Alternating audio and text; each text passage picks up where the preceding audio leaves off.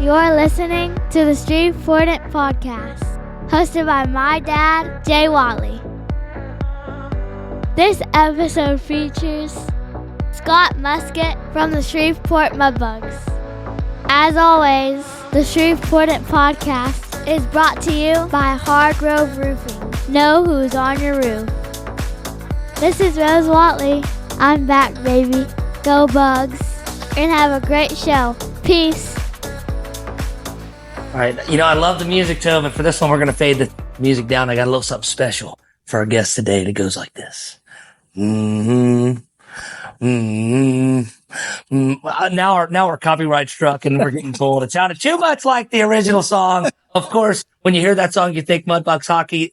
Today we have a incredibly Shreveportant guest. I can make an argument the most Shreveportant. Who knows if the Shreveport Mudbugs come, stay, or survive as long as they have without our guest today, current Shreveport Mudbugs General Manager, Scott Muscutt is in the house. Baby, what's up, man? Thanks, buddy. Thanks for having me, man. Really appreciate it. You're top of my list always. Like I said, man, without you, who knows what happens with the Shreveport Mudbugs? And we're going to dive into it today, into the whole thing. But thank you for coming on. You're no doubt Shreveportant. Thanks, man. I look forward to it. Before we get there, we got to pay the bills a little bit. We got to say thank you to our friends at Great Raft. Today we're drinking the delicious 318, and they are no doubt Shreveportant. Also Shreveportant and friends of the Mudbugs, our title sponsor, our presenting sponsor, our friends at Hargrove Roofing, man. You got to know who's on your roof. I mean, you got a pretty big roof over there at the George's Pond. You wouldn't just let anybody up there, would you? I would not. I would definitely, if we would have had the building and made the changes to the roof, it would have been Hargrove that did it for us. Let me tell you. And we couldn't do a single episode without our friend, the Toe is here. This is your first time meeting the Toe. The Toe is in the house. What's happening, Toe? Oh, Toe's here and pantsless as always. Why don't you put on pants? I don't understand why. Gotta give the guest a little treat every time we do that. You don't have to do it. You don't got to do nothing. You don't It's a necessity, Jay. You know this, and don't argue with me. It's funny. You were talking earlier when you met the Toe about the movie Stripes. I've never seen Stripes. What is Stripes? Stripes is an old. It's back when all of those guys off Saturday Night Live, before they became Saturday Night Live, they did a movie called Stripes. It's an old army movie, and the drill sergeant, the guys introduced him as their big toe. And the drill sergeant was quick to say, I'm going to take my big toe and put it up your ass. Oh, no, that's great. That's him. There he is. Yep, Toe does that a lot. If there's anybody you don't want up your ass, it's that guy. Come on. Scott Muscutt is here. Of course, we're going to talk about the great things that the Shreveport Mudbugs are doing today. And it is so cool to me, all these years later, started in 96, 97? 97, yeah. 97, all these years later, the Mudbugs are still doing what they do. And what they do best is, of course, hockey, but it's so much more than that. And we definitely are going to talk about that. But to me, it's always important to get, or maybe it's Shreveportant, to get to the bare bones of the whole thing, the origin story, if you will. Scott Muscutt, Coach Muscutt, GM Muscutt, Muskie. Where were you born and raised at, man? I know it wasn't Shreveport. Yeah, it's Snappin' Appin, Ontario. Appin, Ontario, Canada is where I was born. Yeah. No way. I lived with my parents till I was 14, and then I left to go play junior hockey, and and the rest is history. The rest is history. We actually just talked about this the other day.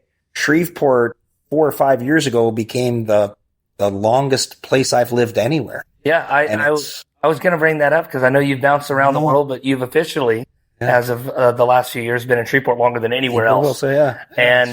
And we're lucky to have you. I mean, the community, I don't think it's possible to quantify or to put into words what you've meant to the community for so long. And hopefully you've received the love from the community and you feel the appreciation for that. Well, I can truthfully say lots of people have come and said thank you for everything that you do, but not necessary. I love it here. But I'm just a firm believer that, like, if you don't love where you are, who's to blame? Right? Like, wow. You, to me, you are what wherever you live, that's where you are. So if you want it to be great, go make it great. Right. Yeah. If you want to complain, go live someplace else. I've just always believed, like, right down to teams, if you're a part of a team and you're not happy with your team, look inward, act outward, move onward. Right. You're like, what can I do to change this team? What can I do to change this city? What can I do to make it better? Because in the end, there's only one person that's got to answer me at the end of the day, and that's me. Yeah. Right. So if I don't like it, change it. Wow. And I've always seen a lot in Shreveport that I love, and not a whole lot of it has to change. Well, look, I'm sure we're going to have little golden nuggets today, because I've known you long enough to know there's a million of them coming. So the good news is, if you need a little motivation today, we're going to have it. We're going to have it, no doubt, within the next hour. You will feel motivated, as anyone does who spends any amount of time with you. I didn't know that. I didn't know that you left home when you were 14. Was that early? Is that a little early, or is that just kind of the hockey life? At the time, it wasn't that early. It's tremendously early now. Yeah. Players don't leave like they used to. But it was, man, like, it was a different time, but it was. So I remember being a kid, and the guy sitting to the stall to the left of me, I played for the St. Thomas Stars. And the guy sitting to the stall to the left of me, his name was Vinny Olford. And I skipped school. And the school called my parents back home. Oh, wow. And my dad, who did 2 tours in Vietnam and was a hardcore human being, he calls me up and says, "Hey, you don't want to stay there and play hockey. You just let me know, because I'll bring you back and I'll put you to work." Oh, of course. Yeah.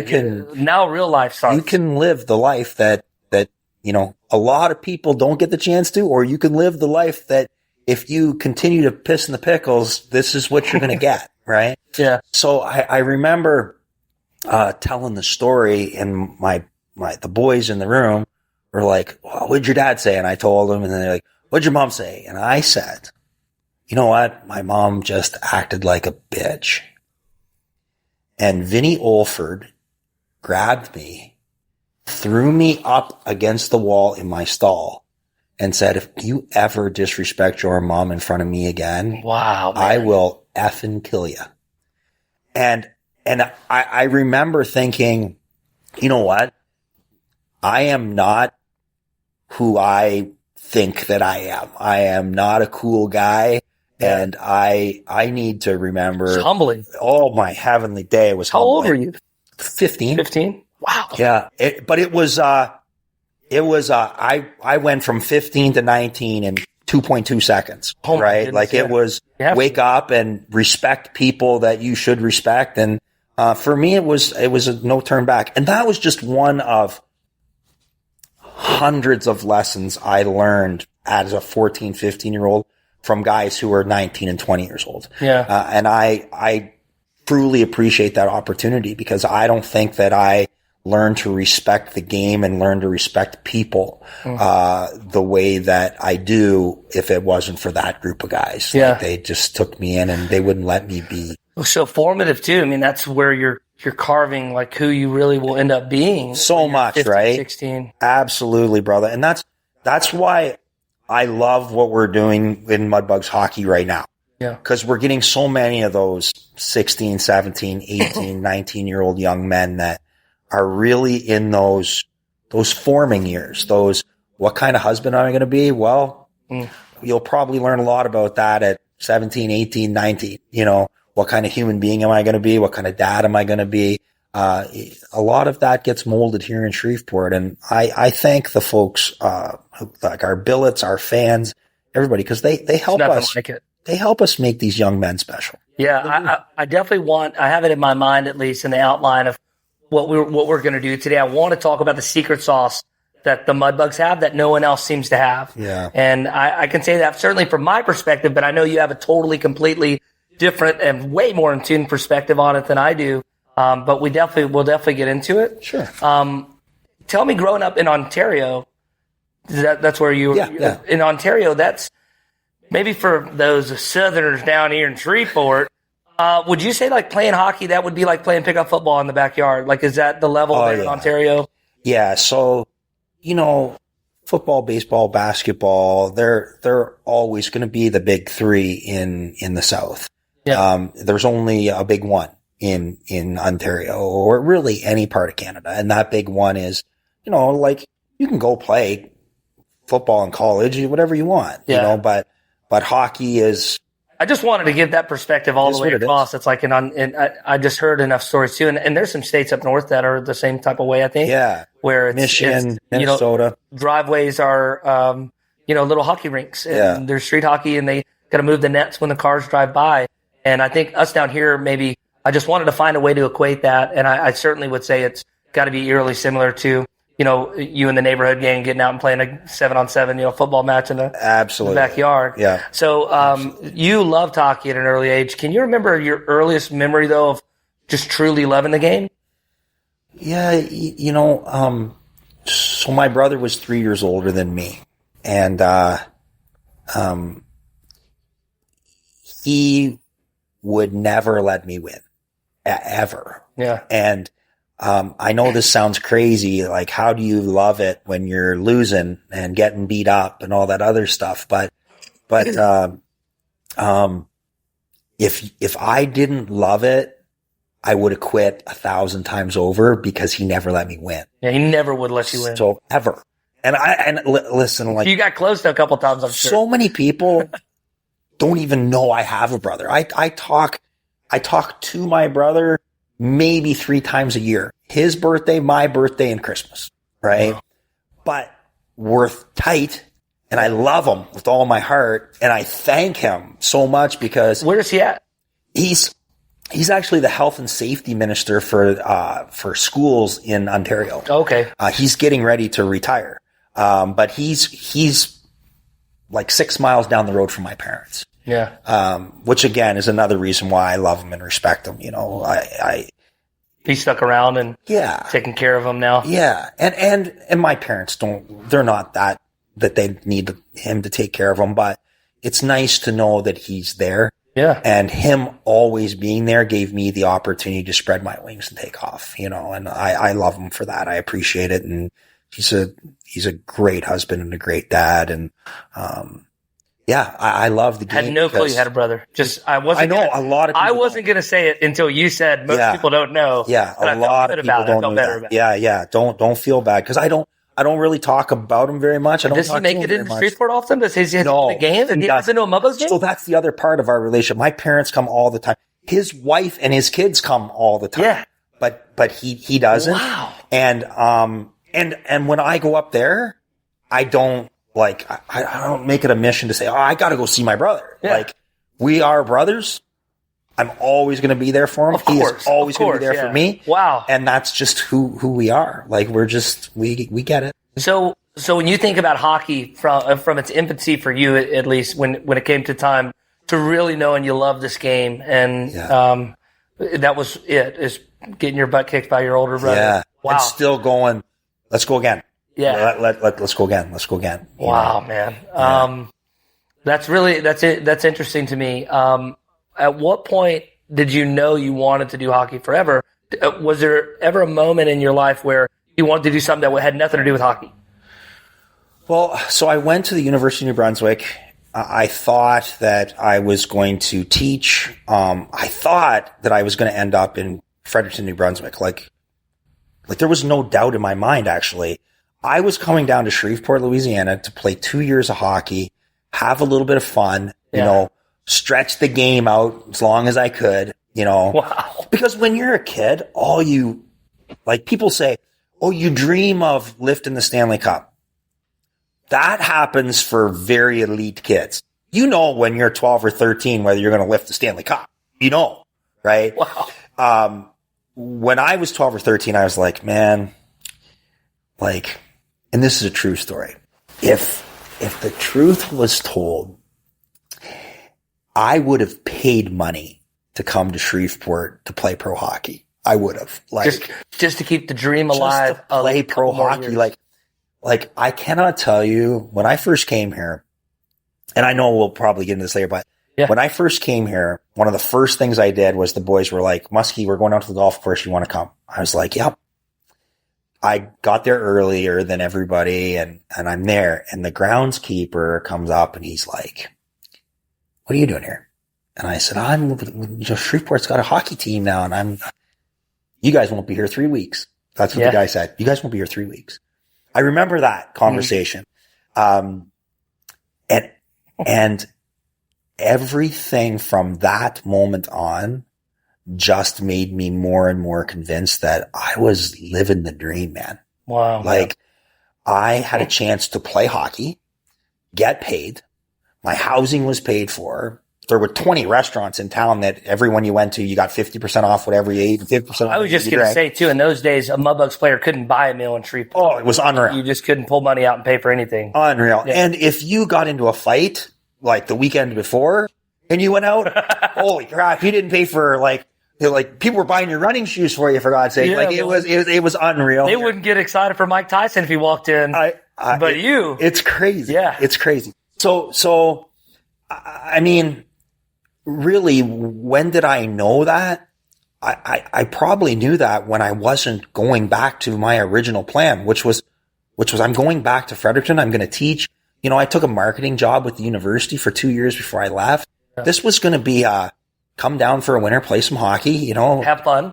Yeah. Enjoy it. Go to it. Basically, you are going across the world in a sense. I mean, totally Ontario or New Brunswick to Shreveport, right. Louisiana. Totally You know, you might as well move to Egypt. Brother, I got my contract and it was like, you're going to play for the Shreveport Mudbugs. And I'm like, what in the hell is a Mudbug? Right? Like, no freaking clue, like none.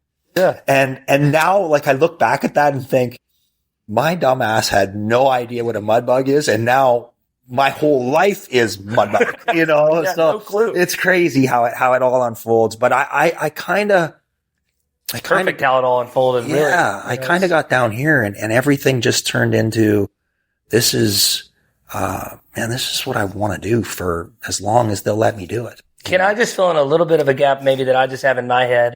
You were playing juniors, 14, 15.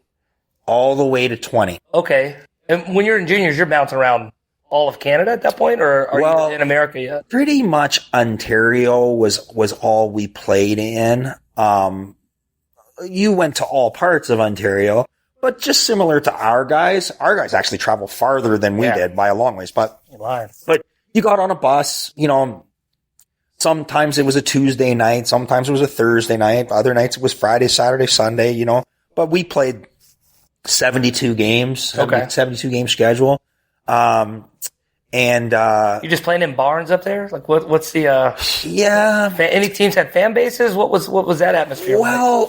Like? There were certain buildings that drew better than others, but nobody came anywhere near what we have down here. Yeah. Like, you knew right where I was going then. Yeah. I was going to ask, when you first arrived in Shreveport, and was that your first professional contract? Yeah.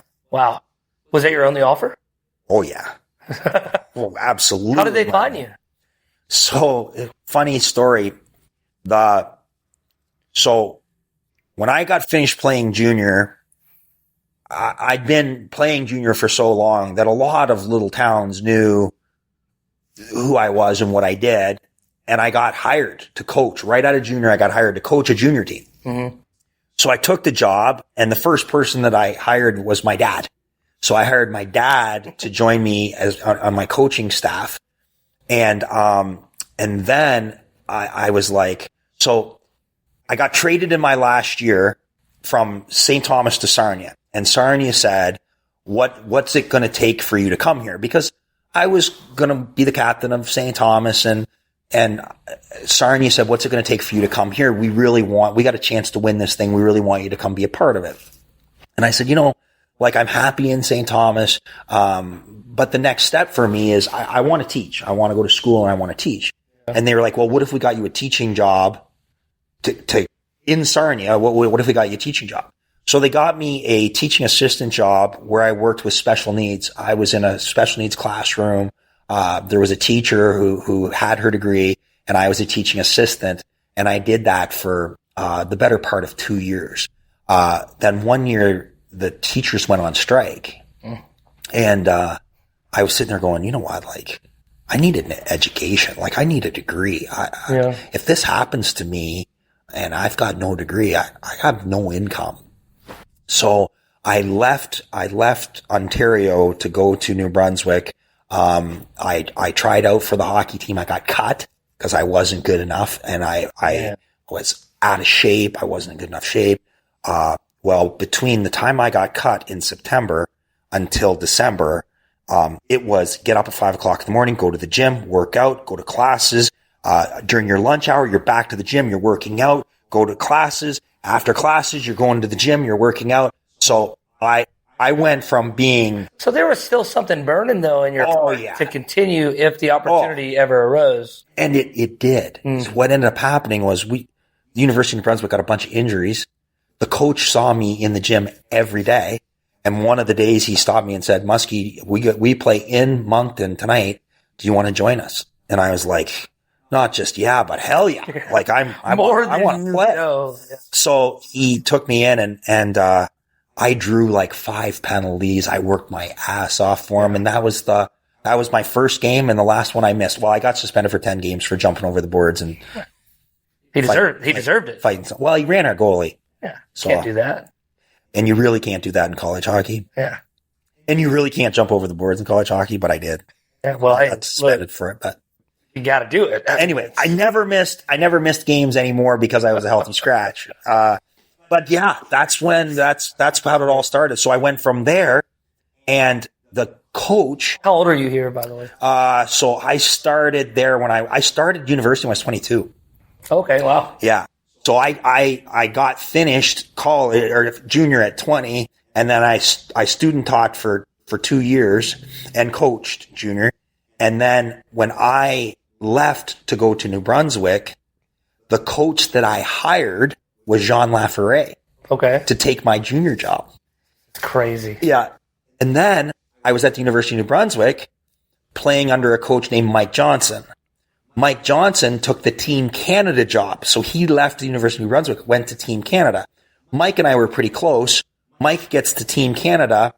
Because it's Canada, they have to have a bilingual coach. I call Jean up and say, listen, Team Canada's looking for a coach. Are you interested? Jean was like, yeah, I'd love that. Yeah. So Jean takes the video job for Team Canada under my coach from University of New Brunswick. Jean ends up putting on his resume down in Shreveport, Louisiana, that he coached for Team Canada, right? He gets this job. Yeah, they didn't interview anyone else. First call he makes is back to me because I'm graduating now from the University of New Brunswick, and he says, well, you want to come down and be my player assistant? And I was like, I'd love that. Yeah. So what's a Shreveport and what's a Mudbug? Yeah. But man, incredible. I'd never heard that story. I had no idea. That's nuts. All it took for me was for one guy to say, hey, do you want to come down and play pro hockey? I didn't even say how much do I make. I just said, yep. Like I'm in, like feed me. That's it. Do you remember ever thinking like, did you have to look at a map and figure out where Shreveport was? That was the first thing I did. They don't go over Louisiana cities in Canada schools, I would assume. We had to learn all of the states and their capitals. That was part of our geography when we were kids. But no Shreveport. Shreveport didn't make the list. No clue. And if I did, I wouldn't have known. Like I wouldn't have remembered. Well, of all states, though, I mean, Louisiana has a French connection. You know, I mean, it kind of works when you think about it. Man, I was like, I'm telling you, I didn't sleep for 3 days after I signed my contract to come down here. I was so excited. Now, you were the first ever Mudbugs player signed to a contract. Yeah. Ever. Yeah. I mean, did you ever think that would have significance in your life at some point down the line? No.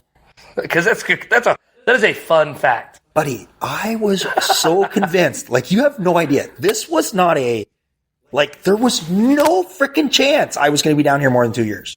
Probably only 1 year, you know? And I got down here and I'm like, so my last year of college, we went to the national championships.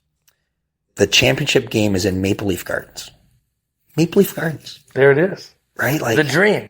One of the most storied buildings in all of hockey. Yeah. In all of time. And that's the last game I played, right?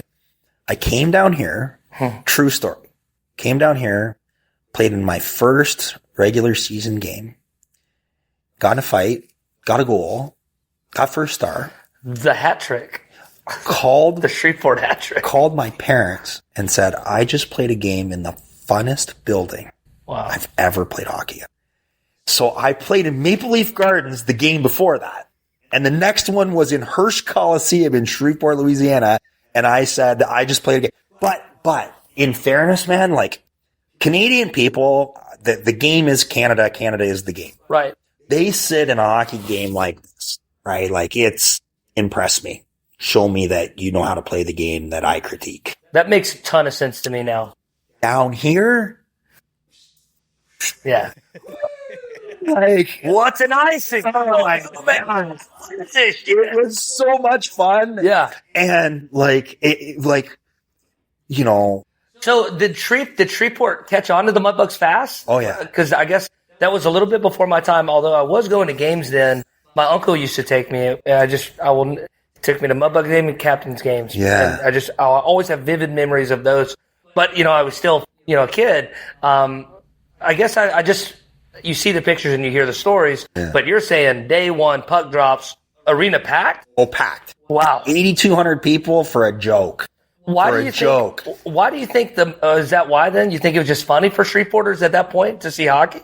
So, why of all cities for it to work in, why Shreveport? What was the magic there?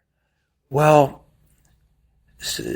and I don't mean this as a backhanded compliment in any way, but Shreveport's got its fair share of, I like to get drunk, I like to get drunk, I like to go see a fight. Yeah. Well, you get all of that. And by the way, they're playing hockey too, but man, them buggers fight. So this to me. If there weren't a few fights to get things started, if it wasn't for the Jim Sprotts and the Trevor Buchanans and, some of the, even the Kevin Barretts, the guys who threw their, I think a lot of the folks came to those buildings knowing that they were going to get a chance to see a fight.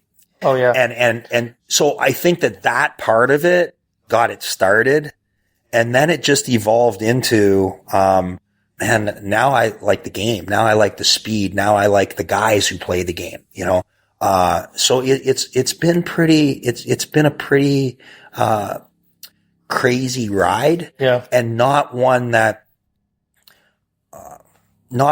was truly expected, How could it ever be expected? Yeah.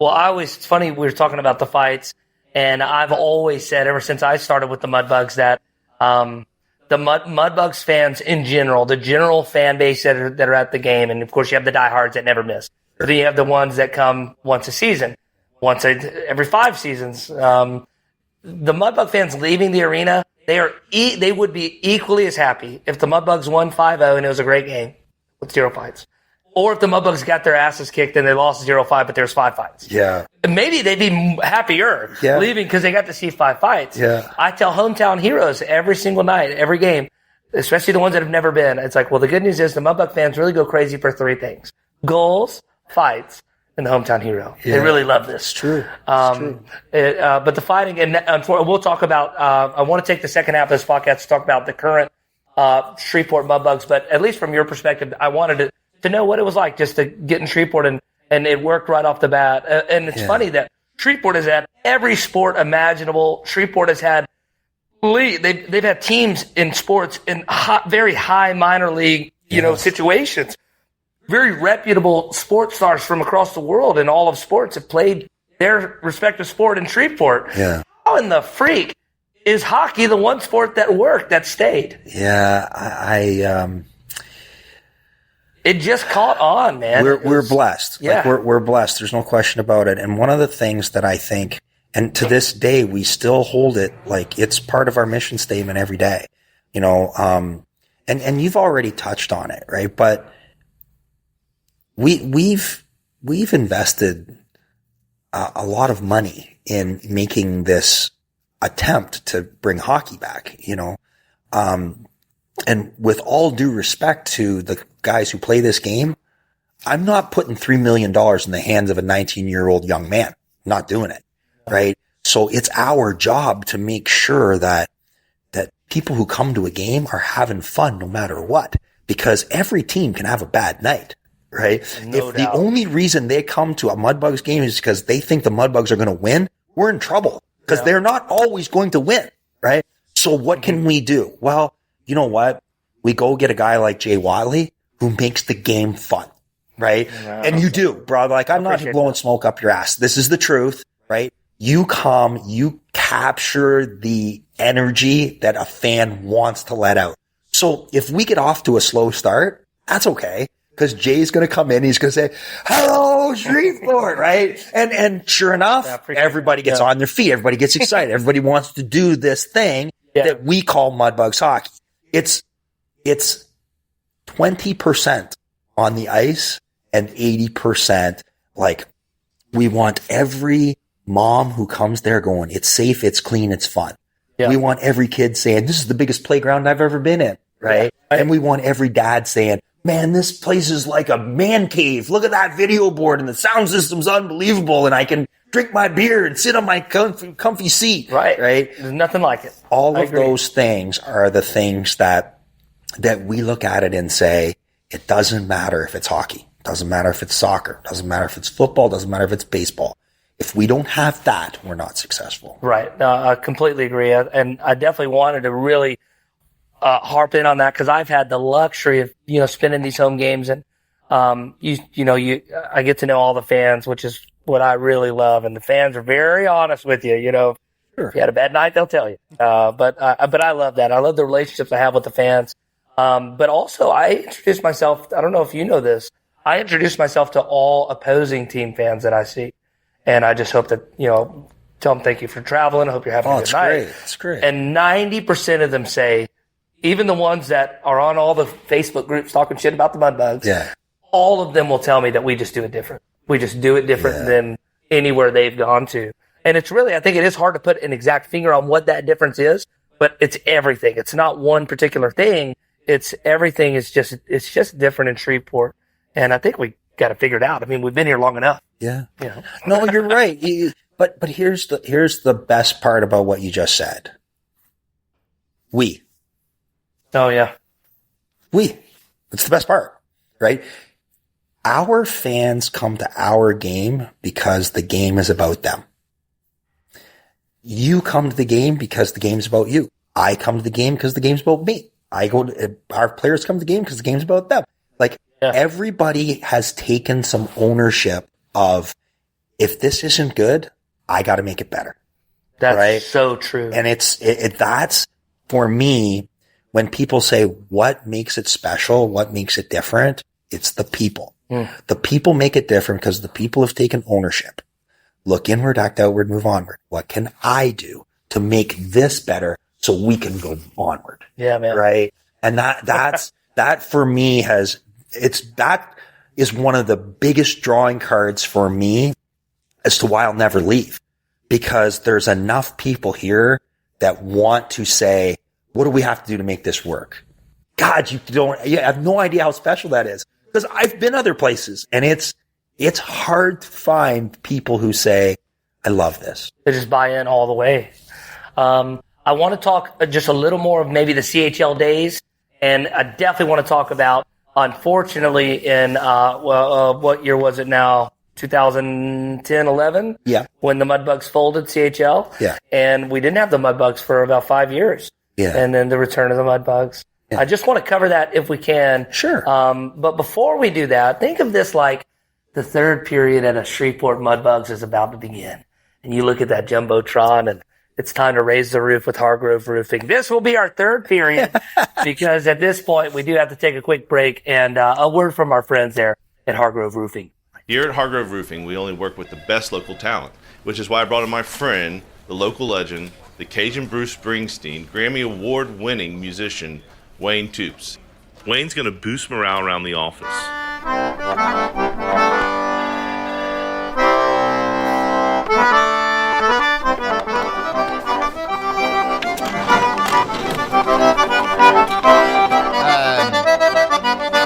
Hey, I'm sorry, can I call you back later? And that's why we're known for bringing in the top talent in our industry. Take my hand, oh, oh, and hold me tight.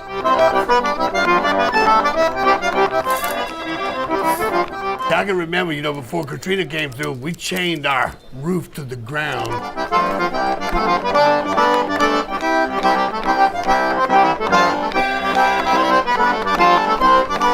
Hargrove Roofing. Know who's on your roof.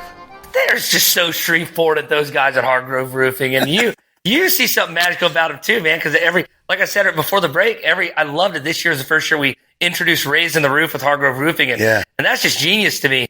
And a lot of people maybe know you from afar. Maybe they haven't had the luxury of getting to know you maybe on a closer level. But that was all you. I can guarantee it. You came up with that whole thing, right?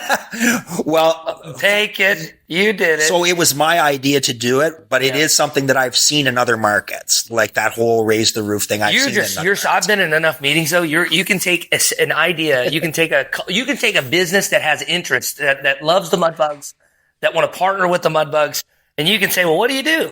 Well, we iron shirts, and within 10 minutes, he would have 10 pitches on how a company that irons shirts could be a very creative partner with the Mudbugs. Yeah. When did you develop that kind of talent? Brother, I honestly believe it's just from being in so many arenas and watching so much hockey, and you see something and you go, oh man, that's cool. I really enjoy this part way more than I ever thought that I would. Like when people call us up and say, I'm interested in being a part of the Mudbug team, can we sit down and talk? I never thought that I would like that so much. I love that. It gets you pumped up. Oh, well, you know what? People come in, they own a business in Shreveport, right? They obviously are proud to be in Shreveport. So we share that right off the hop. And then it's, okay, tell me about what you do. And because I want to know how our Mudbug fans can make your business more successful. Today. It is so cool to be in the room when this happens, because I'm lucky enough to be in the room on a handful of occasions where this reunion, this union takes place. So much fun. It is like that. It is. You do get pumped up. I love it. I really love it. It's cool just how you can, no one at the Mudbugs, no company, no partner with the Mudbugs just gets a lazy line read. Right. Everything is very creatively intertwined. Yeah. And I think that just makes for a better experience. So I don't know why I went on that tangent. Oh, Hargrove Roofing. Love those guys.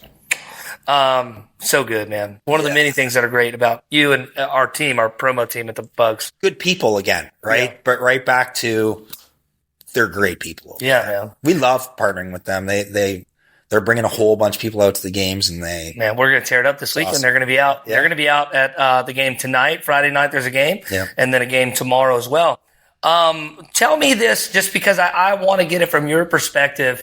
You were very much a fan favorite while you're playing with the Mudbugs. The team and the fans loved you quick. You can still feel that to this day. I think if you just showed up in Shreveport as a head coach, they would still love you. But I think they really love you because you really bled out there on the ice for years. Literally sometimes. You bled, man. You were a dog out there. But he had super red hair, so sometimes you couldn't even tell he was bleeding. He's had a runny hair going there. How many years were you playing with the Mudbugs before you transitioned? And just talk to me, if you can, about the transition from going from Mudbugs fan favorite player to behind the guys on the bench. So I played for 3 years, and then took the head coaching job when John left to go up. He wanted to be in the hockey hotbed better, so he went up to Michigan to coach. And Michael Playman, Dr. Playman at the time, asked me if I wanted the job. I immediately called Dale Henry and said, listen, if you want the coach's job, I'll play for you. But if you don't want it, I'm going to take it, because we've worked really hard on establishing a culture that we can win with. And I don't want Dr. Playman to go out and get somebody that doesn't get what we have here, and he comes in and tries to change everything. So it was important that a Mudbugs guy, critical, kept his hand on the wheel.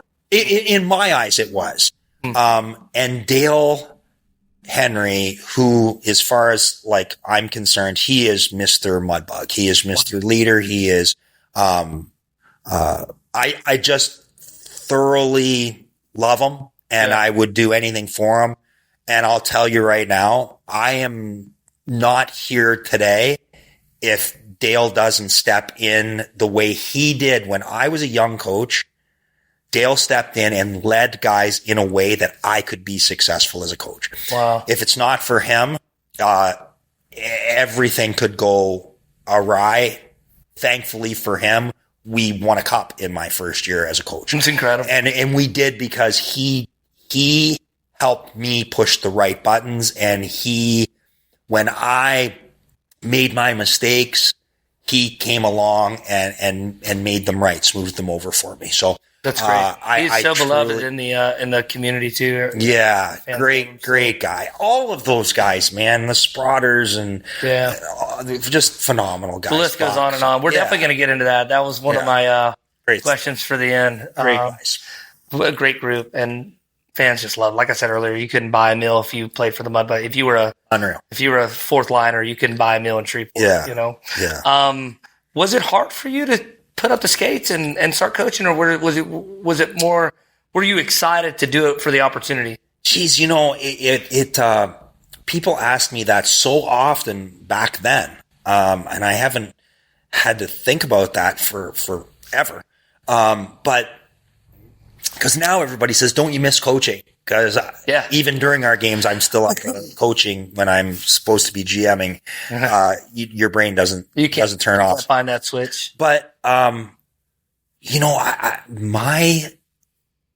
I scored more goals in my last run as a player in the playoffs than I did all year.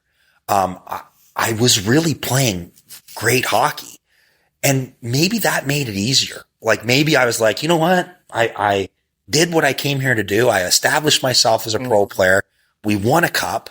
And, well, wait, that was what I was going to ask. You did win a cup as a player. Yeah. Was that the first cup? It was in your second cup. Okay. So when did the Mudbugs win their first? Your second season? Second season. That's crazy. Yeah. Second season. And we probably had a better team in our first year. We just didn't know how to win yet. But in our second year, we figured it out. And then third year, fourth year, we did a three-peat. Crazy. Yeah. We that's so cool. We had good teams, good teams. If you don't mind, and we'll get into the success of the Mudbugs and through your coaching career and as your in your GM career. What's one ring that means the most to you? Do you have one? I know that's a tough one. Not to steal from Jordan, but the next one. I knew it. I could feel it. Right. Feel it. Yeah. Because that's the way it is, man. Winning my first one as a coach was really important to me. Just because it took such a tremendous buy-in from a group of guys. I really learned what buy-in was from that. Like for me, everybody, like even now when I work with teams from a cultural standpoint and a development standpoint, everybody, that's the one thing they want me to bring into their teams is buy-in. Right. Yeah. And buy-in really just means that you understand that none of us will be successful until all of us are successful. Right. That's buy-in.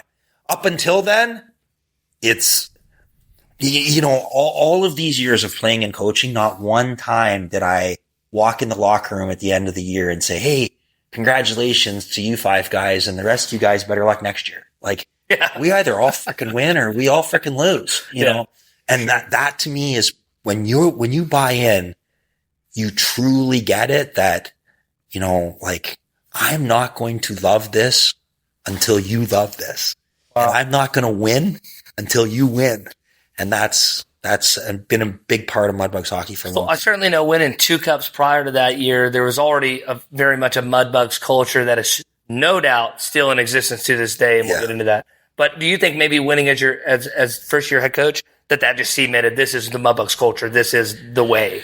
Yeah. And I'm not going to lie to you, man. There were times early in my coaching days that I had to fight to keep that. I had to fight to keep that culture.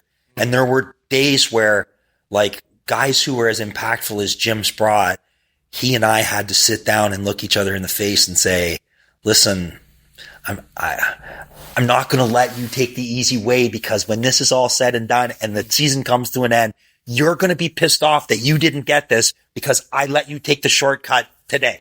And I'm not going to let that happen. I love you, and I love you too much for you to take a shortcut in September that's going to kill you in May. I'm not going to let you do it. Wow. And those were some tough conversations, but that was Mudbug right hockey. there, yeah. That was why we wanted to stay together, because we wanted to win forever, Yeah. Well, you don't have to name any names. Can you think of anybody that was maybe uber talented, next level superstar that didn't buy in? Can you remember any players that just couldn't get with it? This is the best part about our culture. I probably don't remember them because they weren't with us long enough. And to this day, wow, I don't have a whole lot from my coaching, but I do have one file. The file is probably about this thick. Back in the day, there was a website called HockeyDB, Hockey Database, right? And you could find out anything you wanted to find out about a hockey player. And that file that I still have is full of the 75 goal scorers, the 50 goal scorers, the 100-point guys that we never brought to Shreveport because they weren't Mudbugs. Crazy. And I keep that for a reason, because for me, like, coaches come up with game plans, players play, cultures win. Yeah, that's great. Tell me the transition, what you remember as you're coaching the Mudbugs, moving from the Hirsch to the newly built CenturyTel Center. So leaving the CenturyTel was a really hard thing. Leaving the Hirsch or leaving the CenturyTel? Okay, yeah. Leaving the CenturyTel was really tough, way tougher than leaving the Hirsch to go to the CenturyTel. Leaving the Hirsch to go to the CenturyTel was very exciting. Moving on up. It was, yeah. I was moving from a player to a coach, right? So I never played a game in the CenturyTel, and I never coached a game in I didn't know that. I didn't realize that they were only in the Hirsch for 2 seasons. Yeah. Wow. Yeah. So do you think that was that? Because I really wasn't around. I've just heard a million stories from a million different people, and they're all kind of similar. So was the CenturyTel was built with the Mudbugs in mind? CenturyTel was built for the Mudbugs. Yes, that's what I've always heard. It was, yeah. I mean, it was created literally because, and you were filling up Hirsch every game. Yeah. There was no more room in the Hirsch. It wasn't necessarily a Shreveport Bossier thing. It was, we're turning around thousands of people every night. So it has to give. Yeah. What was that like? What was it? Getting the keys to the Hirsch that I just can't imagine. I mean, the CenturyTel Center. It was really cool, man. It was really cool. And I don't say this now. It's no different now than what I said 15 years ago. There was something about the Hirsch. Like, man, those big steel doors opened up. Like, we don't even have the steel doors anymore. But in my mind, I can still hear Billy Welker swinging those big steel doors open and them hitting them. And they couldn't even see us yet. But the doors opened up. Eruption. And the place went crazy. And by the time you got to the ice, you had high-fived 500 kids. Yeah. And you were a rock star, man. Like, if you weren't excited to play a game in the Hirsch, you needed to go find out if you were alive. The CenturyTel? No, at the Hirsch. Oh, at the Hirsch. The CenturyTel, you didn't have that. Oh, no, I totally get it. There was no interaction. We still have that now. We still have that. It's so cool. I've tried to explain it to people. I'm like, well, you don't understand. 3,000, 4,000 people in the Hirsch is 12,000 people at the CenturyTel Center. Oh, it's okay. And I get it. And like, it's still that intimacy, right? And the CenturyTel from day one was almost, it was almost too operating room. It was too clean. It was too, like, there was, you know what I mean? Like, totally. It was sterile. It was almost like, I loved playing there. Don't get me wrong, or coaching there.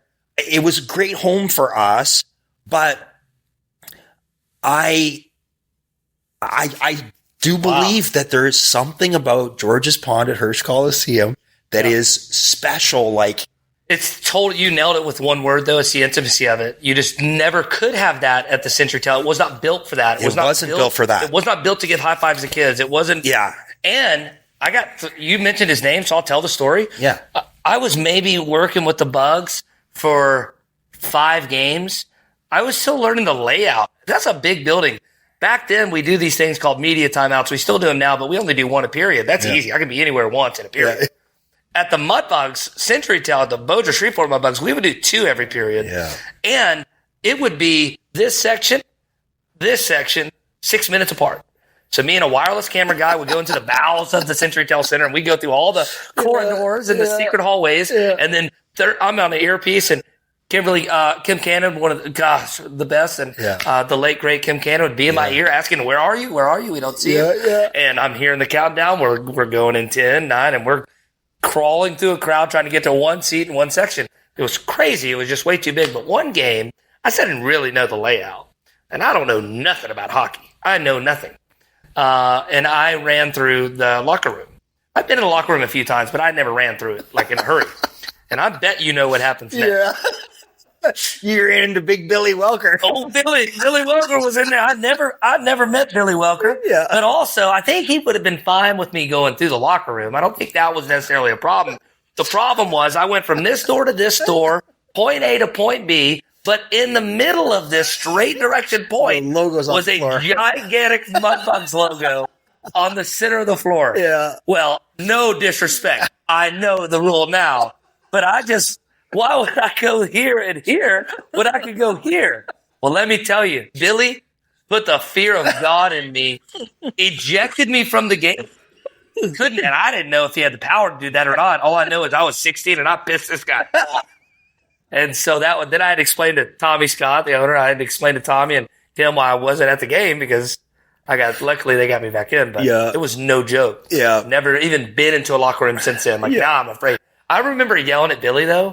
And not yelling at him, but I remember he was getting on me, and I was like, "What did I do?" And he said, "You know, there's a lot of expletives with hockey." And he was like, "You know, why would you go over that logo?" And I said, "If you don't want people on it, why don't you put the fucking logo on the roof?" I think that's probably why I got kicked out. They put on the damn ceiling. You hit him with common sense. Like that's not fair. Yeah, how am I in the wrong here? How am I in the wrong here? But anyway, I had to tell that. That's my favorite Billy story. I don't even know if he remembers that story, but I'll never forget it. Oh, I guarantee you he remembers. He's back, and I love that. Yeah. It's his first season back this year. Just talk to me briefly. The Mudbugs, of course, had great success at the CenturyTel Center and won the cup. Was that what did they call it? What was the CHL's cup called? President's Cup. The President's Cup. Yeah. Won that, but also won it in 2010, 2011. I was with the team at that point, and I don't even remember hearing rumblings of that being our final season. Right. I remember going to the parade celebration that we had at the CenturyTel. Maybe it was CenturyLink by then.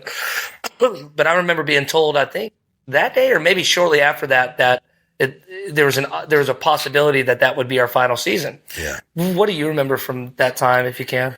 Well, I knew Tommy and Leslie Scott well enough. So we won that game, and before I got on the bus, I resigned. Okay. Because I really did know that, like, I'm a fighter, and if I'm in something, I'm going to fight until I find a way. That's me. That's what I'm going to do.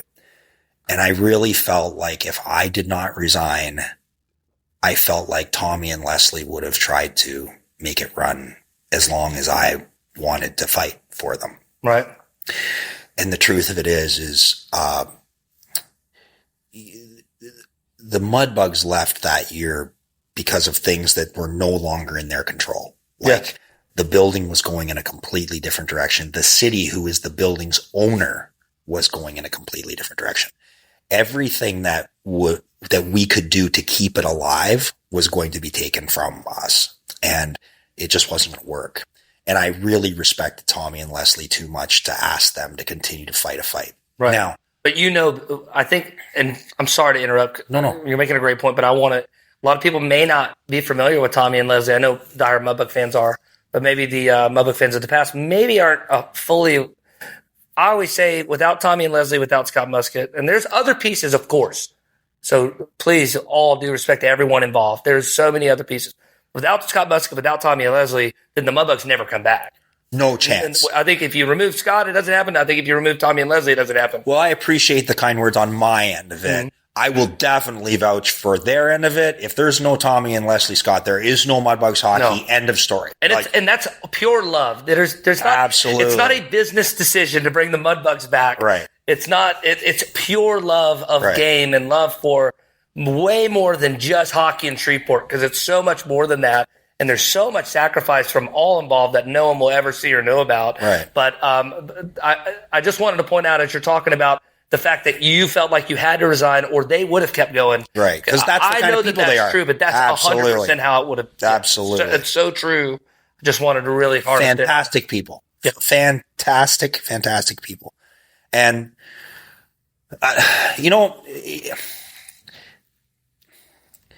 not to turn this into when life gives you lemons, make lemonade. Not to turn it into that. But the truth is, if we don't face the adversity that we faced over there, there is no way that we learn how to make it work over here. If, when you stop and think about it, you're moving from a $60 million facility into a building that was built in 1952.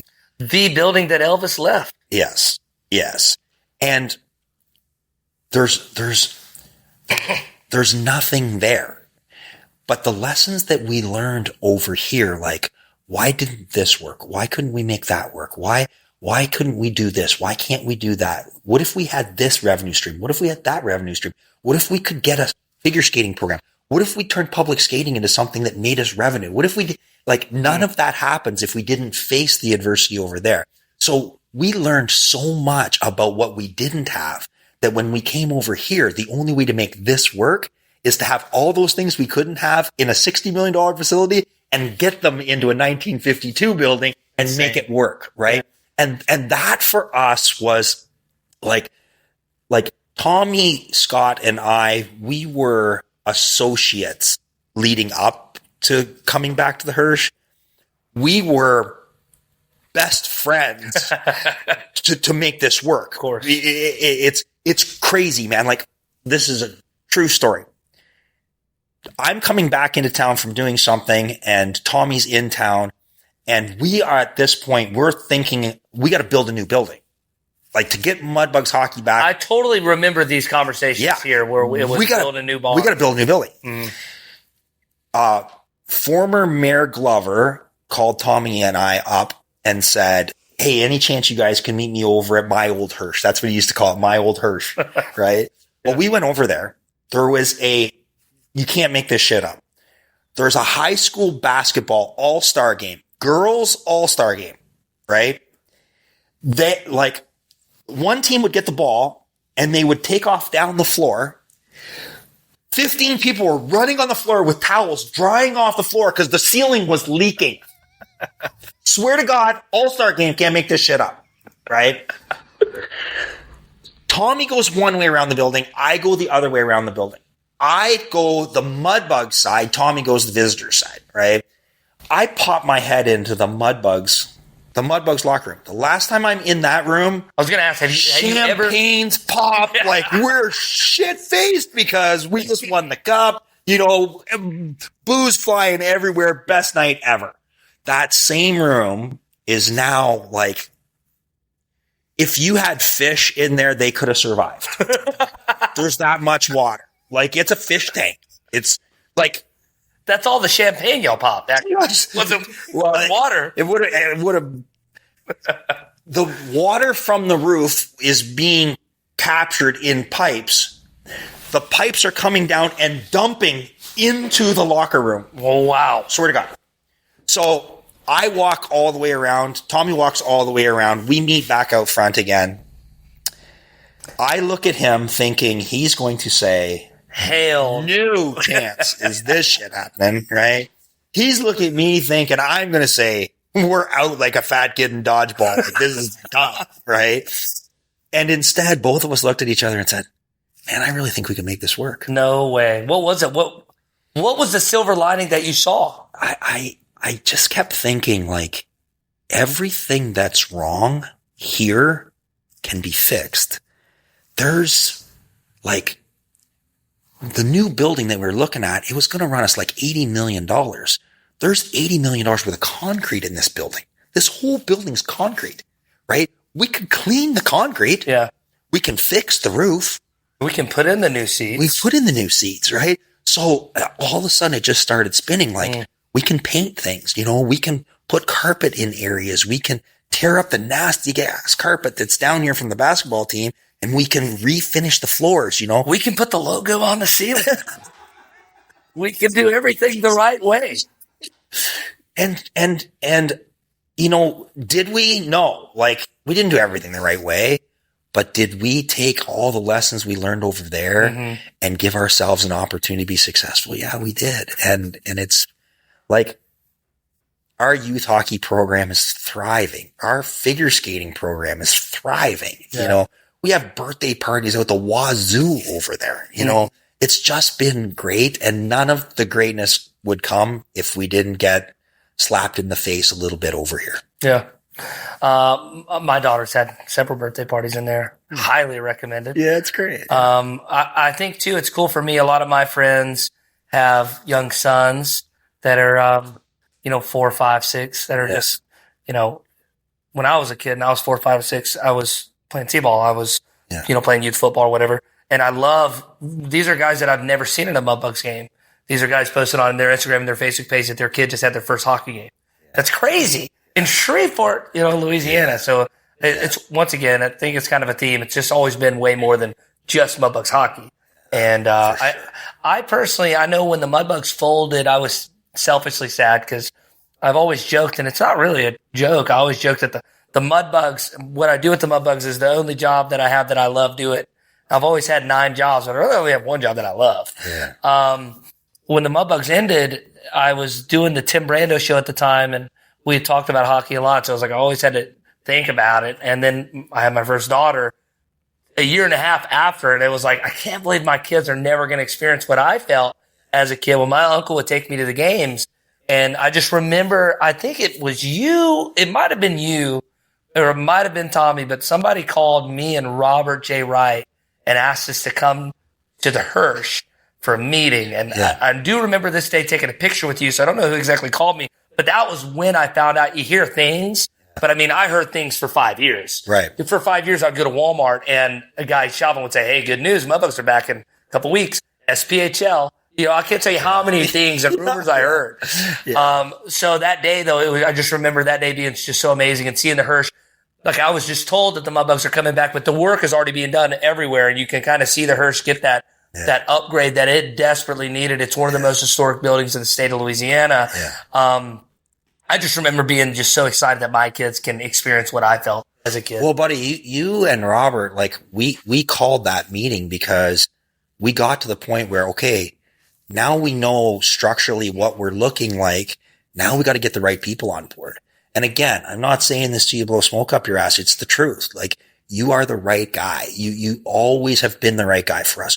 Robert's the right guy. He's always been the right guy for us. Oh, so good. He's so good. Like, he's effortlessly good. And fortunately for us, like, adding Greg to the mix, like, Greg's been great with us. Like, and Greg's a Mudbugs guy. Oh, absolutely, man. I've seen plugins get in when somebody's out and somebody just comes in because they're a professional in the industry. Yeah. And it doesn't really work.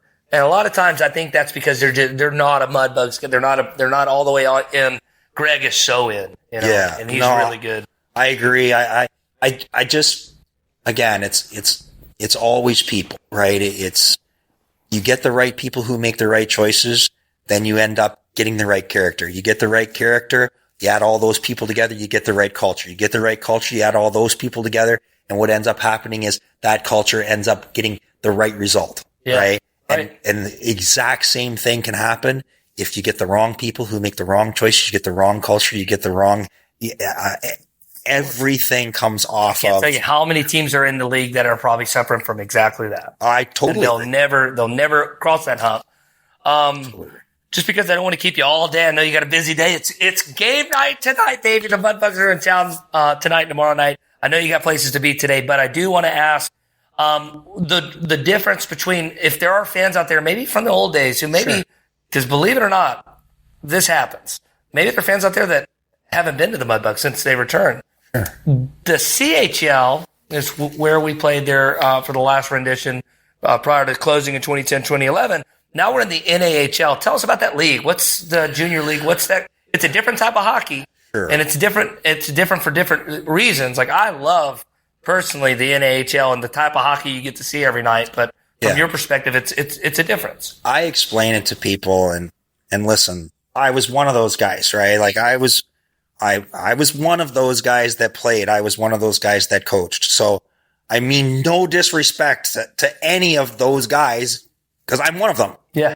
But we played for $600, $700, $800 a week because we were on our way out of the game.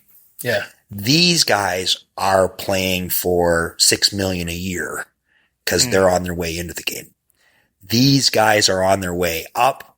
We were on our way out. Yeah. And I don't think one's better than the other. That's just the way that it is, right? It's crazy because that's always been how I described it as well. It's like the CHL guys, unreal dudes, like incredibly talented. I feel like most of them, if not all of them, could have had a shot at some point. I think for one thing in their life went this way. Oh, for sure. Big injury, you know. Absolutely. David Rutherford, in my head, is one of the greatest hockey players I've ever watched. Yeah. But he was as tall as I am. Yeah. You know? Yeah. I think everybody just had these little, and no disrespect, David, for watching this. I love David Rutherford. No. I'm a huge fan. It is what it is. I think a lot of the guys in the CHL, for one reason, it was great hockey, one reason or another, things didn't break correct. Yeah. Where it's so neat in the NAHL because you really don't know 2 years from now, 3 years from now, this guy is playing in the NHL every night. Right. It's so exciting to know. It really is. That you can see these guys develop that way. Yeah. And be responsible for their development. We talked about it earlier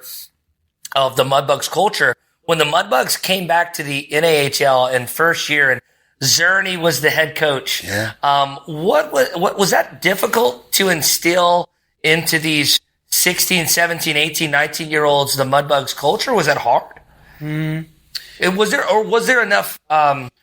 enough source material out there where they could Google Shreveport Mudbugs and be like, oh, okay, it's a little different in Shreveport? Well, so your culture evolves from your character. Your character evolves from your choices, right?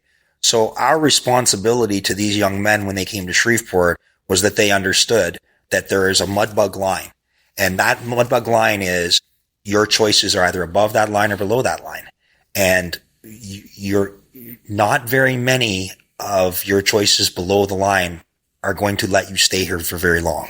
So you know the choices that we're letting you make. Please make sure you make them, because if you don't, you just won't be here.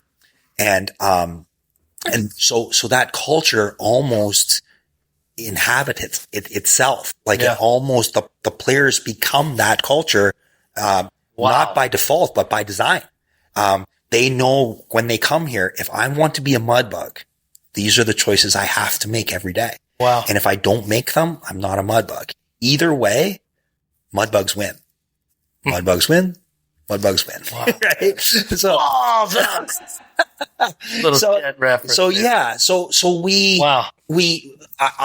I loved that. I loved that transition to younger guys because it gives us the chance to really impact what kind of young men they're going to be. What kind of dads are they going to be? What kind of husbands are they going to be? Mm-hmm. We get a chance to help be that. I always joke that when the Mudbugs came back, people would ask me the difference, and I would say, well, the difference for me is when the CHL team won the cup, they all wanted to go out to bars and nightclubs, and they invited me, and I just wasn't old enough to get in. I couldn't go.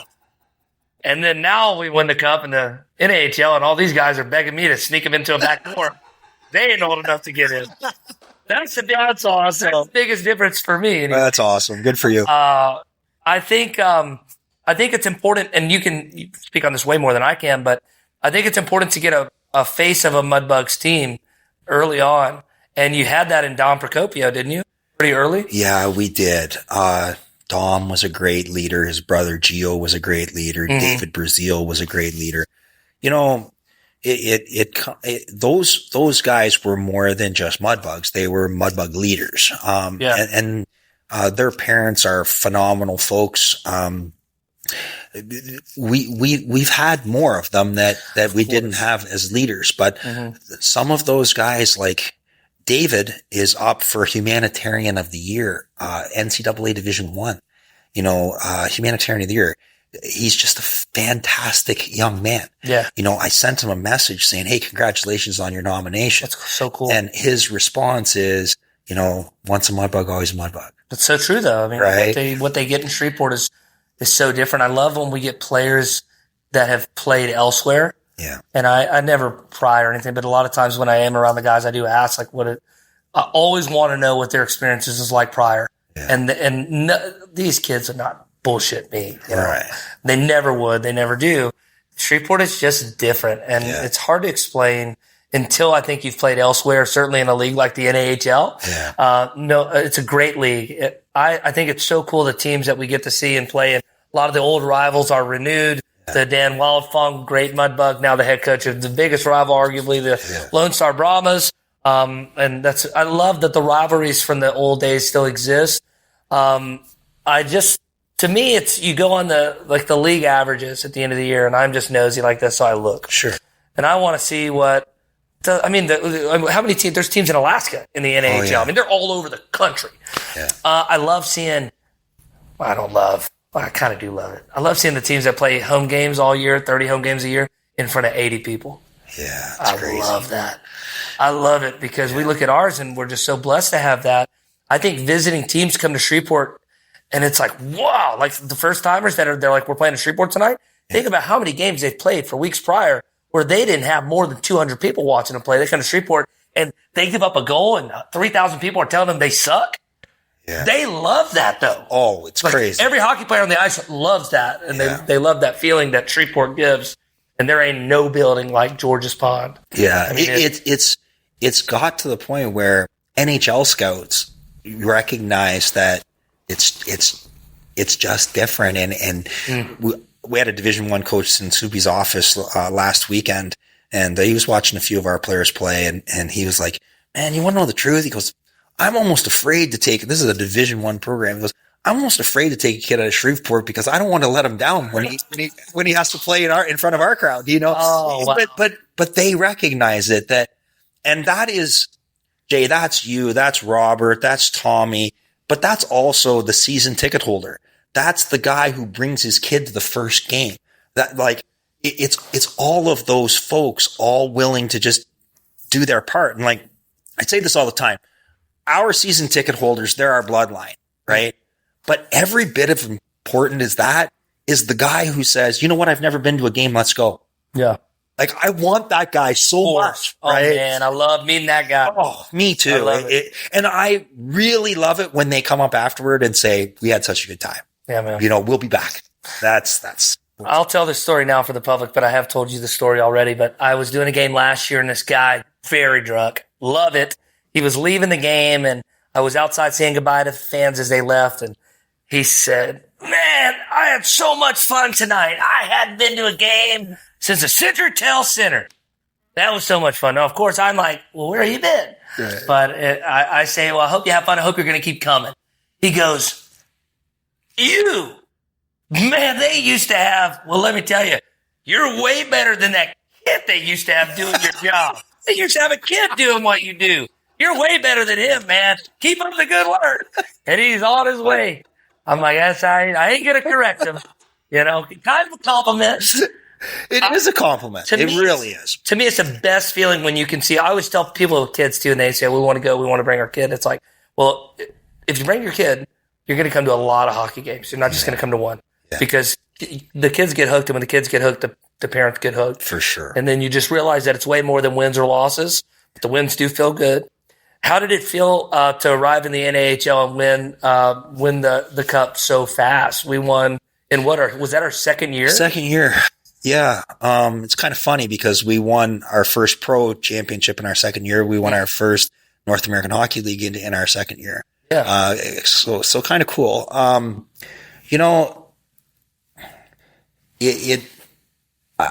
anybody that knows me knows I love winning. I hate losing. Like everybody knows that. But for me, especially now, the winning is much, much deeper than the score at the end of the night. Like, it's so much more than that. From a player perspective, I love watching these guys go get better every day. You know, I just love it. And sometimes they win because they got better, and sometimes they're just not there yet, and they don't win that last game. But it's still awesome. Having someone come up to me at a hockey game saying, you know what? My dad, he's not with us anymore, but he brought me to the games. Now I'm bringing my kids to the game. We love it. Thank you so much. Yeah, right? yeah. That's awesome. So sometimes I'll have people say, oh, you spoke at my 8th grade graduation, and now you spoke at my daughter's 8th grade graduation. Makes me feel old as hell. You ain't lying. Old as dirt. But it's cool to know that this thing is still going in a circle. Hey, listen. I had this girl come up to me in the club a few weeks ago. Beautiful. She was walking up to me. I'm peacocking, you know. I'm cocky. She comes up to me, and I'm like, oh, she obviously wants me. She's human. She's human. She's not blind. She beelines to me right up into the DJ booth. She goes, are you Jay? You know, she asked me if I'm me. I said, I'm what's left of him. My favorite Gary McCoy line ever. I said, I'm what's left of him. She laughed. And here I am in my head. I'm like, here she comes. She's going to super hit on me like they all do. And she goes, you don't remember this, but I have this picture of you on my phone. And it's me when I was 4 years old. Oh, no. And you at a Mudbugs game. And she pulls it up, and it's me. I got this huge blonde mohawk, and I'm probably 16 or so at the time or whatever. And it's just me and this little girl. And I'm like, get the hell out of this club now. Go, leave. You've ruined my night. But I think that, to me, I always think that's incredibly cool as well. It is. We're just still doing it, and we're still doing it at a great high level. And Mudbugs hockey still means what it did back then. Yeah. Can you give me your listen, if you ask any Mudbugs fan in Shreveport their Mount Rushmore, the first one out of their mouth is going to be Scott Muscutt. So you can't say yourself, but know that everyone else on the planet would. Give me your Mount Rushmore of Mudbugs players or personalities, like maybe individuals associated.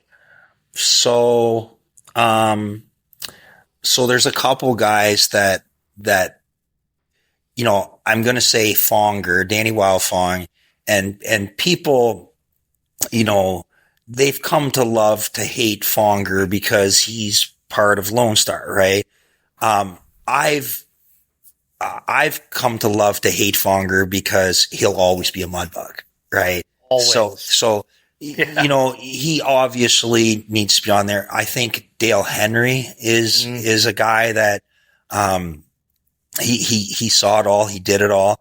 The hardest part about all of this is nailing it down, right? Because to me, if it were really my Mount Rushmore, there'd be 10 heads up there easy, right? Of course. Because the Kenny Carrolls, right? Yeah, without question. Huge.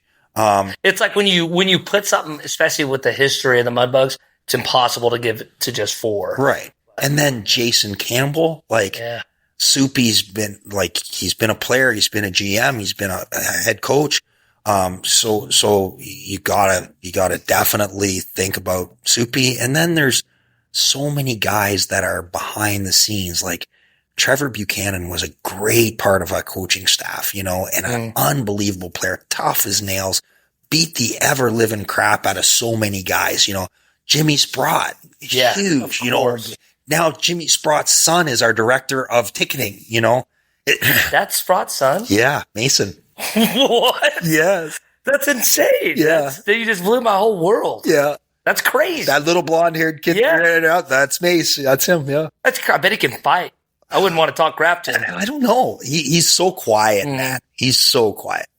Yeah, Sprott's a big one. I was surprised we didn't talk about Kenny Carroll in my head. I remember going to Ichiban once, and I wasn't with the team yet, but I remember going to Ichiban eating like I'm in high school on a date, you know. Kenny Carroll walked in. You would have thought the president of the United States walked in. Like everybody in this little hibachi restaurant like stopped, and you could hear people. They were like, the girl I was with was like, "It's Kenny Carroll," you know? Yeah. It's Kenny Carroll. It's crazy. It's just, And everybody feels that way about Kenny except for Kenny. yeah. Oh, right. You know, he's just as calm as the other side of the pillow kind of thing. Just a good dude. But that is a phenomenal question.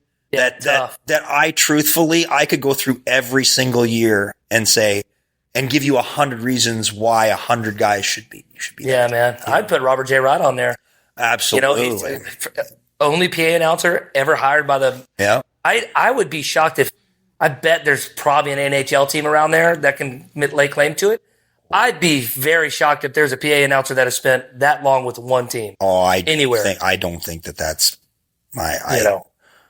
I think you'd be really hard pressed to find that. It'd have to be a guy, man. Maybe an immobile guy, somewhere just with a great voice with no legs and arms that just got in with the Blackhawks or something and just started talking in like the 70s. I don't know. It'd be tough to find. But again, like Robert he's your voice. He's also your auctioneer when we do a jersey auction. Anything and everything, you know, Robert, when he retired from radio, he said, the only thing I'm going to continue to do is Mudbugs hockey. You know, what a great. If you ask him, you know, everyone, then that just shows you what he means to Mudbugs types. Even people that aren't diehard Mudbug fans, when he announced his radio retirement, he'll tell you more people asked him about the Mudbugs than any other retirement question was, does this mean you're leaving the Mudbugs? You know, right. Yeah. He loves it. He'll do it until he's, you know. Well, I hope you do too. Because again, this is the third time I've said I'm not blowing smoke up your ass. Hey, the check's cashing each time too. You're a big part of it, man. Appreciate like you really. I wish I could be at more games. You know, I tell, you know, certainly Paige is so great and she handles kind of the game operations. But even, you know, before Paige, you know, I was working with Kimberly and then Bailey and so many. I know now I'm forgetting some, but I always feel bad about missing so many Saturday games, and it's tough because I just want to be there, you know. And I mean, maybe I've sabotaged a wedding or two on a Saturday, like a real dud of a wedding at like 6 o'clock. I'm like, hey, let's do an exit real quick. Let's roll, you know, because I got somewhere to be. But I love it. I've always told people I was so blessed. They called my boss, Barney Cannon, which is Kim Cannon's dad. And they said, our girl quit and there's a few games left in the season. He said, do you got anybody up there that would do this, you know, just for free, just for the fun of it? And he was like, I'm looking at a little kid with a blonde mohawk right now that I bet would do anything I asked him to do.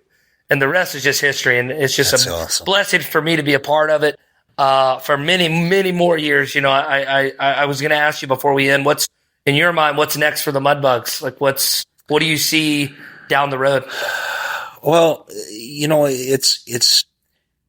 I do think that we're in the right league. I do think that we're doing the right thing. I was going to say, I get that question a lot. Yeah. I do get a lot of fans that ask about the NAHL and think, is that the forever plan, or is there a switch in league in the horizon? And that's like, well, you're asking the wrong guy, man. I give out Sonic shakes.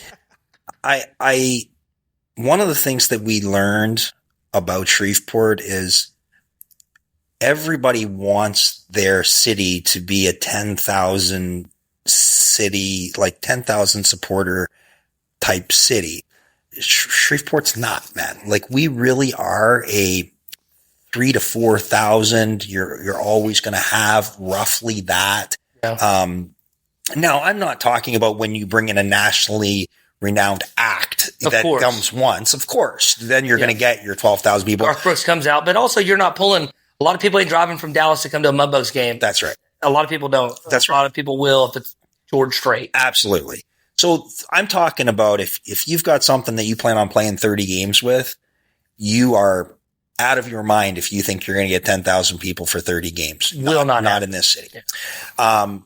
But I say all that just to say that I do think that, you know, if what you have is the right market and you have the right league, then what you work at every day is, how do we fine tune just the little thing just to make it a little sharper, right? How do we, and some of that includes us making improvements to the building. You know, what's next for our sound system? What's next for our light show? What's next? And we try to every year just make something just a little more attractive to our fan base, you know?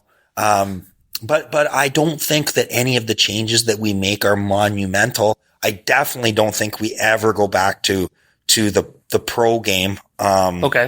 I don't see that happening. Just wouldn't make sense. Well, I think that people would come and get bored. Yeah. Because it's a slower, like, the East Coast League, the American League, those are faster, more skilled hockey, but you're not getting an East Coast League They're not game coming or an to American League. Yeah. You're not getting that. Right. And I don't think it works. To tell you the truth, I don't think it works. I think the level of hockey matters, and we got a great level of hockey now. And you do get the fights. The fights do happen. People, for sure. You get the fights. They're fun. People get going. Yeah. Mudbugs are, of course, in town tonight.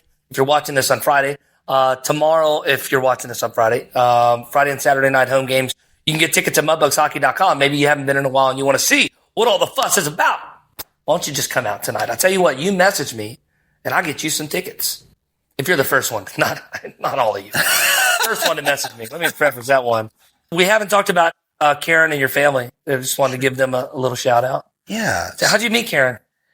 I broke my wrist in my second year of playing for the Mudbugs, and I was lying in my hospital bed, and this absolute rocket comes in, and she's hey, that's my cousin you're talking about. You watch it. The director of business, and she says, so you're Canadian, and I'm still hyped up on the pain meds that my surgery. And I rolled over and I looked at her, I said, oh my God, you are fucking gorgeous. And, that's great, man. A year and a half later, we're married. I proposed to her at center ice of the Century Town. Like Billy Madison. Yeah. All the boys came out and they made a circle. Not Billy Madison. Happy Gilmore. Not Billy Madison. He would have never done something like that. So the guys were with you when you proposed at center ice? Yeah. Wow. Did they do the sticks? They just made a circle and she walked through and went to the middle. Cool, man. Yeah. Yeah. Tell me about Jared, Jacob, and Kaysen. They're all doing well. Jacob is killing it in Dallas. He just got promoted and is part of the ownership group of the company that he joined a couple of years ago. So he's doing fantastic. Jared's a dad now? Jared is a dad. Crazy. And Jared's works his ass off every day. Man. That's kind of always been Jared. And Kaysen, it was really cool seeing Kaysen play for the Mudbugs a couple seasons ago. That was just a cool experience, and fans loved him, of course, but he was really good. He's still following that dream. Where's he at right now? Well, he got drafted. He played for us for 1 year, and then he got drafted to the USHL. And he's leading the league in fights right now. No, he isn't. Yeah, wow. He's pretty tough, man. Yeah. He's pretty tough. Well, he's got that muskie in him. So he's, he loves it. He's in Sioux City now. He's a Musketeer. So Kaysen Muscutt is a Musketeer. He's the mascot. Yeah. And he's a fighter. He loves it, man. That's great. Loves his team, loves his coach, loves his culture. He's doing it all. So everybody on the home front is killing it. Rocking and rolling. Proud of them. Every guest gets the same question as we wrap. Can you tell me the worst thing about being Scott Muscutt? Can you tell me the best thing about being Scott Muscutt? Man, I by far the best is I'm just so blessed. Like God is good, man. He's been so good to me. And probably the worst part about me is, that I have a temper and my language is not always appropriate for my love for God, but, hey, it's funny in the moment though, man. I think fans love to see that. I do. I think they like to see that you're so passionate about the game, man. It could be the first game of the season, and I love that. I love that about you. I think that's well. Thank you. Yeah.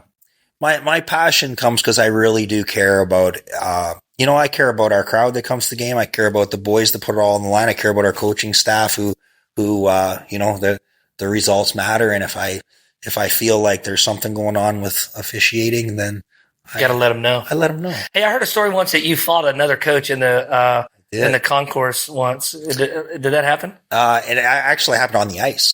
Was that the melee night? What Travis Huntington, We were- Melee? Oh no! Remember that? That was actually Corpus's coach. Now was the coach for Corpus then. No way. Yeah. During he said Melee on the call, and it's the greatest call ever. Yeah. If you look up greatest hockey fights ever, it's going to pop up. Yeah, it was. But so that wasn't the night then that you fought. You fought happened- the other coach on the ice. Yeah, this happened in Wichita. Yeah. Video anywhere? Oh, come on. I'm sure there is somewhere. So you're in dress shoes on the ice? I mean, that's rough. Yeah. That's rough. Yeah. It was, yeah. You should see the other guy. That was Fonger's. Fonger did all that. Fonger got us into all that. Yeah, man.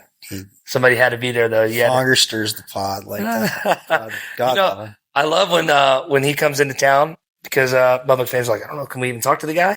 And every now and then, not every time, but every now and then when he's feeling froggy, he'll shoot me a note and be like, coming to Big Country tonight. Yeah. Just have a drink with the guy. Oh, he's a legend. He's not afraid to get out and fill He it ain't up. afraid.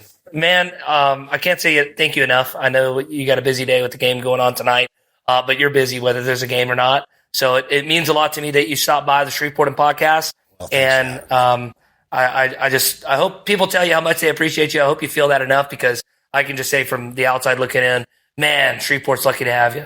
Well, I appreciate it, man. I appreciate all the kind words, and it really is. It's a pleasure to be here in Shreveport, and it's an honor to be on your show. Thanks for having me, brother. Shreveportant, baby. If he's not, no one is. Thank you to Scott Muscutt. Thank you to The Toe. Thank you to Great Ralph. And, of course, thank you to our friends at Hargrove Roofing. We are back next week with Hargrove Roofing. Billy Hargrove and Gage Lyles will be joining us. They got a story to tell. Till then, thank you, Coach. Thanks, Appreciate you, brother. Appreciate you. Thanks, buddy. Man. Thank you.